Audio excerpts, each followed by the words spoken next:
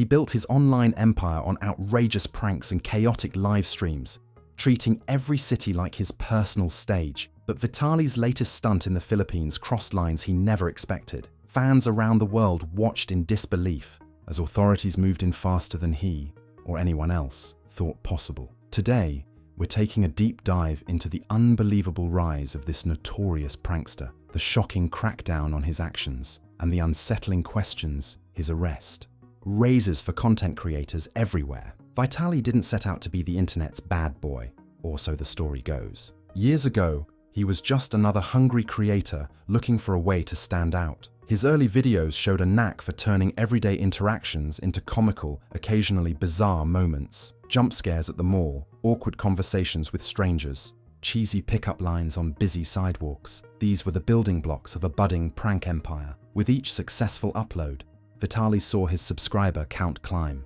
It was no secret that controversy stirred engagement. He learned quickly that bigger, bolder stunts led to more clicks. Crowds clamored for that adrenaline rush, as though they were living vicariously through his pranks. But no one, including Vitaly, seemed ready for how far he'd eventually go. Back then, few fans criticized him openly. His comedic style had an edge, sure, but it wasn't overtly hostile or destructive. People laughed, shrugged off the weirdness, and clicked on. The next video, the occasional skeptic voiced concern about unsuspecting bystanders or possible legal repercussions, but those warnings fell on deaf ears. The allure of quick fame overshadowed everything else. As he rose in popularity, rumors circulated about behind-the-scenes tension, tales of producers or fellow collaborators walking away because his stunts were inching into risky territory. He brushed off the rumors, labeling them haters' gossip. Nevertheless, the seeds of doubt had been planted. At some point, the line between comedic pranks and flat-out harassment began to blur. Vitaly switched from structured, edited videos to spontaneous live streams. These streams gave him direct, unfiltered interactions with fans and strangers alike. The more unhinged his behavior, the more donations and hype he seemed to rake in. Nobody can say for certain what sparked the shift. Some believe his engagement dipped at one point, prompting him to do something drastic to reignite public interest. Others claim he got addicted to the spotlight. An anonymous source once hinted that Vitaly planned bigger, riskier pranks purely to one-up competition from other streamers. Whatever the catalyst, the new approach was impossible to ignore. He started traveling internationally, broadcasting pranks on unsuspecting locals who didn't always understand his language or intentions. In many of these places, the humor didn't translate, and the results were less comedic and more harrowing. Some onlookers found themselves cornered or humiliated. There were small skirmishes with law enforcement, but he always slipped away before things escalated into formal arrests. Until now, the dark side of this behavior reared its head when he took livestream donations to push the limits even further. Emboldened by the attention, he embraced a reckless pattern: provoke, shock, run, repeat. There was a sense that he believed he was above any consequences, as if the law in different countries wouldn't catch up to him. Then came the Philippines. In a place known for warm hospitality, Vitaly's presence sparked an entirely different reaction. Local chatter online flagged his disrespectful treatment of bystanders. Videos showed him shouting at passers-by, filming close-ups without permission, and mocking cultural norms. The frenzy that followed was swift and severe. For years, Vitaly had prided himself on pushing boundaries, but he seemed oblivious to how quickly the Filipino community would unite against someone who mocked them on camera. It started with short clips circulated on social media, Vitaly jostling people in crowded areas, making offensive jokes about local customs, and treating entire neighborhoods like his personal entertainment ground. Outrage sparked overnight.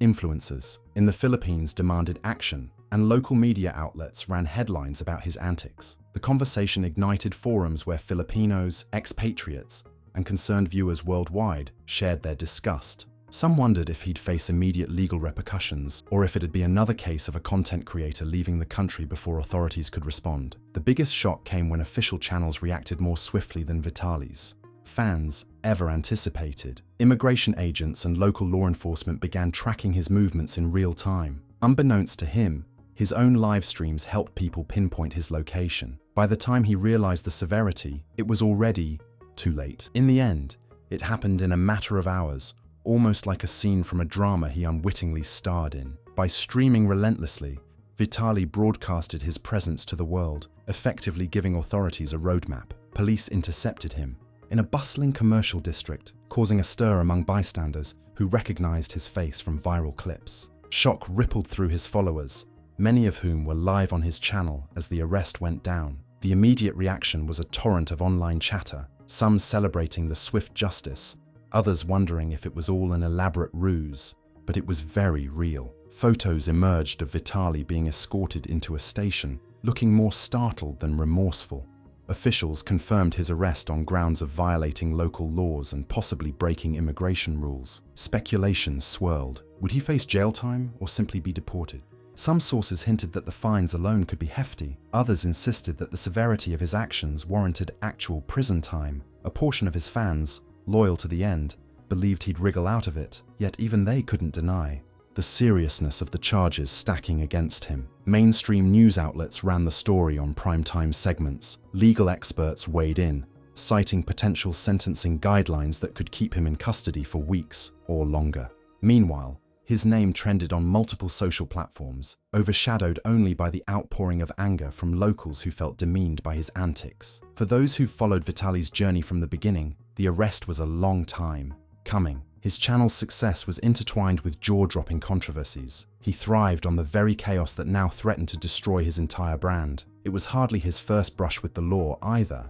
Rumors circulated about altercations in the United States, where local authorities gave him numerous warnings for filming unauthorized pranks. He often boasted about these run-ins as if they were badges of honor. By weaving them into his online persona, he created an image of the renegade prankster who never faced true consequences. Over time, this emboldened him to push further. One notable rumor spoke of a near-physical altercation during a live broadcast in Europe. Although details remained murky, it reinforced the sense that he believed global boundaries didn't apply to him. Another story suggested that he provoked a security guard in a private venue, only to flee seconds before the guard called the cops. In interviews, Vitaly laughed off these stories as hyperbole, but the people who experienced these moments firsthand remembered differently. He also had a habit of returning to social media right after each scandal, cracking jokes about haters and raking in thousands of new subscribers.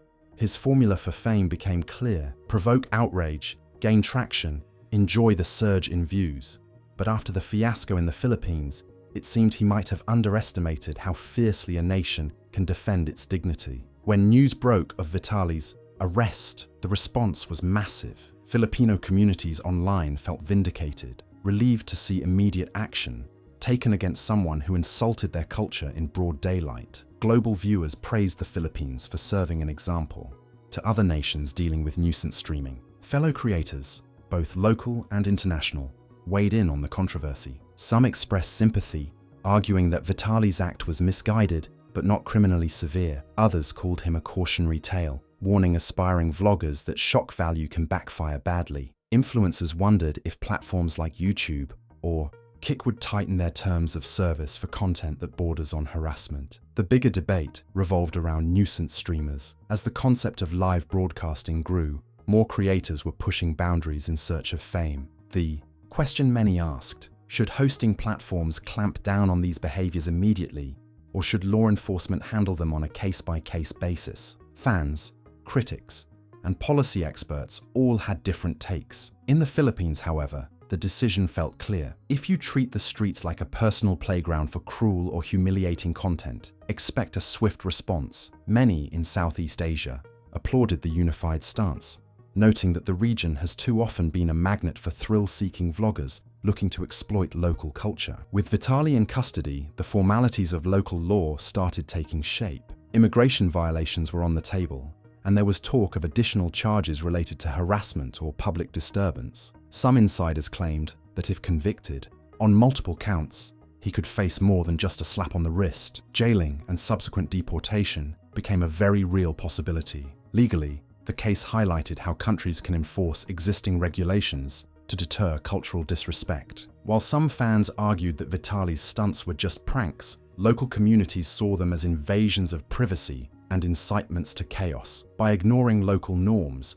Vitaly had essentially challenged an entire society's sense of respect and hospitality. The cultural aspect loomed large. Filipinos are famously welcoming, but that warmth has boundaries. Once you cross them, forgiveness isn't guaranteed. Many watchers speculated that Vitaly's lack of understanding about cultural sensitivity proved to be his downfall.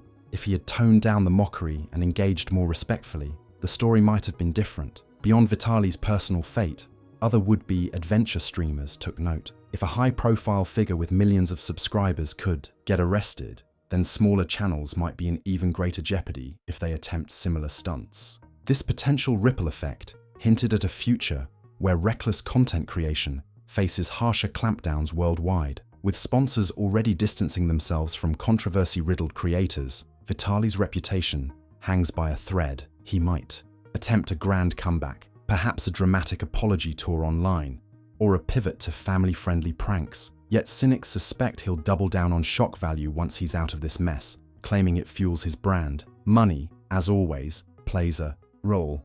Some speculate that he's earned enough to survive major fines. Jail time would be a bigger deterrent, but even then, prison stints have, in rare cases, ignited bizarre infamy marketing. If Vitaly emerges and spins it as a tale of persecution, he could theoretically draw more followers who thrive on anti-establishment themes. On the other hand, the cultural backlash might be too strong to overcome. Filipinos, as well as many global viewers, may never forgive the brazen disrespect they witnessed. Without community support, his influence could dwindle faster than he could ever imagine. And with repeated controversies under his belt, it's uncertain whether any major platform would risk associating with him long-term. Some fans cling to hope that he'll learn from this incident, using his platform to spotlight respectful travel and bridging cultural gaps rather than widening them. Others see that idea as wishful thinking, given his track record. Only time will reveal the path he chooses. From prank videos that once seemed harmless enough to a full-scale arrest in a foreign land, Vitaly's story underscores a grim reality. Online fame can turn sour at breakneck speed. He pushed boundaries for clicks, testing the limits of public patience one city at a time. In the Philippines, though, he discovered that some lines can't be crossed without consequence. Whether or not he faces serious jail time, the repercussions have already begun. Global audiences are questioning the ethics of nuisance streaming, and law enforcement agencies worldwide are watching, ready to take action if necessary.